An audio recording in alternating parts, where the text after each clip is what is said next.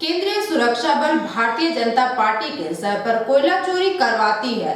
यह आरोप युवा तृणमूल के जिलाध्यक्ष रुपेश यादव ने मंगलवार को उषाग्राम स्थित अग्निकन्या भवन में आयोजित एक प्रेस कॉन्फ्रेंस के दौरान लगाई।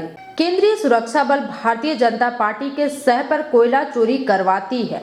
यह आरोप युवा तृणमूल के जिला अध्यक्ष रुपेश यादव ने मंगलवार को उषाग्राम स्थित अग्निकन्या भवन में आयोजित एक प्रेस कॉन्फ्रेंस के दौरान लगाई। उन्होंने भाजपा की ओर से तृणमूल पर लगाए जा रहे आरोपों के पलटवार करते हुए कहा कि भाजपा लोकप्रियता के लिए सिर्फ सस्ती राजनीति कर रही है, झूठे आरोप लगाकर तृणमूल को बदनाम करने की साजिश कर रही है। उन्होंने कहा कि भाजपा बेरोजगारी, महंगाई, देश की सुरक्षा जैसे महत्वपूर्ण मुद्दों से देश की जनता का ध्यान भटकाने के लिए जाति एवं धर्म के नाम पर विभाजन की राजनीति कर रही है, युवाओं को बरगलाया जा रहा है। इस दौरान जिला महासचिव प्रमोद सिंह, सचिव पिंटू गुप्ता इत्यादि मुख्य रूप से उपस्थित रहे। देखा है कि संविधान के सबसे ऊंचे ओहदे पर बैठे लोग भी आकर के उन्हें भी प्रेस वार्ता करनी पड़ती है। इस देश में ये देश का दुर्भाग्य है। आज दलित समाज, आज भी आजादी के लगभग 76 साल बीत गए, लेकिन आज भी दलित समाज आरक्षण के लिए ललायत है। खत्म होना चाहिए था, लेकिन खत्म नहीं हुआ। इसमें दलित समाज का कोई दोष नहीं है, इसमें दलित समाज का दोष नहीं है। आज दलित समाज का को आप बोलते हैं आरक्षण खत्म जाएंगे ही, लेकिन सबसे बड़ा दुखद बात यह है कि ये लोग जो खुद करप्शन, हमारे ही जिले में देखिए, हमारे ही पश्चिम बंगाल में देखिए, आप सब साक्षी हैं, सभी मीडिया के बंधु साक्षी हैं। हमारी सरकार 2011 में बनी थी, 2011 में बनी थी, और 2011 से पहले हमारे इस इलाके में किस तरह से कोयलांचल में कोयला का लूट चला करता था, और 2011 से 2015 तक कोयला का लूट बंद था। 2014 में जब भारतीय जनता पार्टी का सांसद हमारे इस इलाके से जीतकर निर्वाचित हुआ, निर्वाचित होने के बाद से फिर इस कोयले का चोरी चरम पर पहुंचा है। पश्चिम बंगाल की पुलिस रास्ते में कोयले की चोरी को धरपकड़ करती है, लेकिन असल रोकना तो सीआईएसएफ को है, जहां से कोयला का कटाई हो रहा है, जहां से कोयला का चोरी हो रहा है। और वो सीआईएसएफ किसके अंदर में है? केंद्रीय गृह मंत्रालय के अंदर में है, अंतर्गत आती है और उसके अधीन में है। और आप सभी साक्ष्य हैं, इसे जब तक भारतीय जनता पार्टी की सरकार हमारे इलाके से भारतीय जनता पार्टी के सांसद नहीं बने थे, इस पश्चिम बंगाल में, इस आसनसोल में कोयला चोरी बंद था। आप लोग सभी साक्षी थे। हमारी मां माटी मानुष की सरकार बनने के बाद, जब से हमारा सांसद निर्वाचित हुआ है, उसके बाद से ही ये कोयला चोरी फिर से पनपा है, और ये कोयला चोरी केंद्र के इशारे पे, भारतीय जनता पार्टी के इशारे पे पनपा है। हमारी सरकार रास्ते में 2-4 ट्रक को पकड़कर अवरोध करना चाहती है, बंद करना चाहती है, लेकिन के युवा मोर्चा के 36 में से 32 मंडल अध्यक्ष, इनके पत्र में लिखा हुआ है, पिछले 1 साल से माफिया का पैसा इस्तेमाल करते हैं मंत्री का तस्वीर लगा करके। मंत्री अर्थात आज हमारे जो केंद्रीय मंत्री है, हमारे इलाके से जीते हुए सांसद, अर्थात सीधे सीधे सांसद के ऊपर आरोप लगा रहे हैं कि ये माफियाओं से तोला अदाई करते हैं। अरिजीत राय मंत्री का फोटो लगा करके, उसके साथ ही साथ पिछले 1 वर्षों से, और उसके बाद कोयला माफिया का नाम लेकर के उनके साथ, अनूप माझी का नाम लेकर के उनका साथ संबंध बताया है। अरिजीत राय का असल में घर उनका पुरुलिया के सुनारी ग्राम में है, सुनारी ग्राम में है, वहीं के वो रहने वाले हैं। और उसी ग्राम से एक समय में उनका चलता था 2 नंबर का धंधा। दूसरे तरफ कहते हैं कि इसे अगर नहीं बदला जाएगा तो हम भारतीय जनता पार्टी छोड़ करके तृणमूल कांग्रेस में चले आएंगे। अर्थात आज भी उनको लगता है कि तृणमूल कांग्रेस ही सत्यता का प्रतीक, एक दल है जिसके साथ जुड़ा जा सकता है।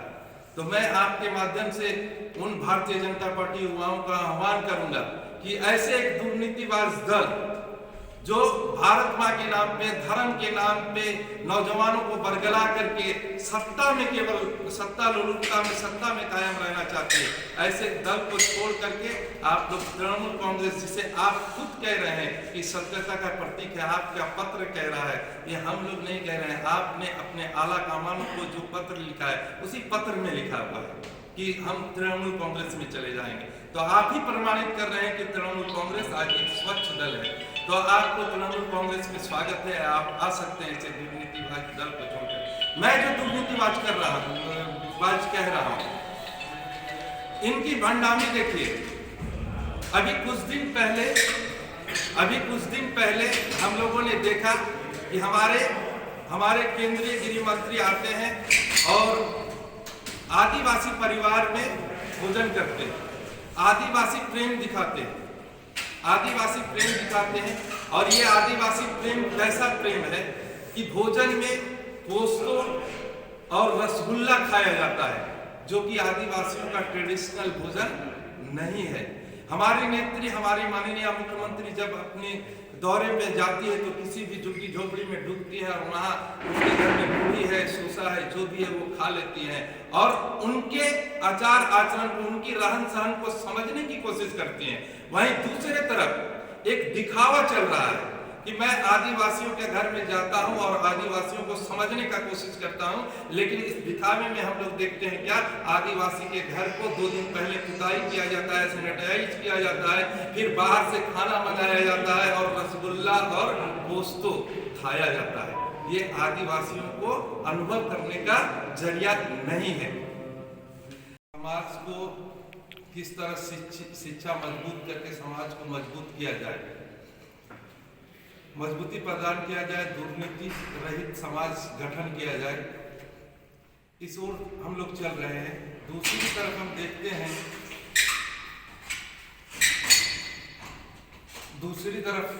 देखते हैं भारतीय जनता पार्टी, जिसे भारत जलाओ पार्टी कहना गलत नहीं होगा, ये कभी विकास के नाम पर हम लोगों के साथ मुकाबला नहीं करते।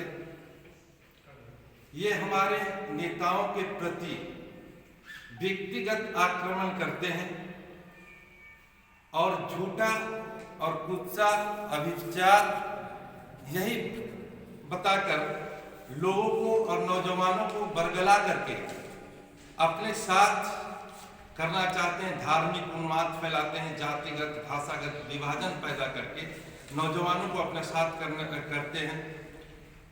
हमारे नेताओं के प्रति दुर्नीति का आरोप लगाते हैं और अपने आप को भारत का सबसे स्वच्छ पार्टी बतलाते हैं। लेकिन अभी साक्ष्य के साथ पिछले दिनों हम लोगों ने देखा कि जिस तरह से भारतीय जनता पार्टी के ही लोग, तथाकथित उनके 36 मंडल में से 32 मंडल अध्यक्षों ने एक लिखित भारतीय जनता के युवा मोर्चा के पूर्व जिला अध्यक्ष अरिजीत राय को दोबारा जिला अध्यक्ष न बनाया जाए, इसलिए अपने राज्य और केंद्रीय आला नेताओं को एक पत्र लिखा। उस पत्र में 32 मंडल अध्यक्षों ने यहां तक धमकी दी है कि अगर उन्हें दोबारा जिला अध्यक्ष बनाया जाता है तो वो टीएमसी ज्वाइन कर लेंगे, भारतीय जनता पार्टी को छोड़कर। इस बगावत में ये सारी बातें मैं इसलिए कह रहा हूं कि आज जिस तरह से भारतीय जनता पार्टी के बड़े बड़े नेता आते हैं और आकर के हमारे नेताओं को के बारे में दुर्नीति का आरोप लगाते हैं, लेकिन आज तक दुर्नीति के मामले में, झूठे मामले में हमारे कुछ नेताओं को जेल में रखा, लेकिन आज तक प्रमाणित नहीं कर पाए, और जिनके ऊपर आरोप लगाते थे उन्हें अपने दल में भी शामिल किया। साथ ही साथ हमारे युवा समाज के, पश्चिम बंगाल के युवा समाज के नेता उनके तरफ इशारा करते हुए कहते हैं भाईपो भाईपो।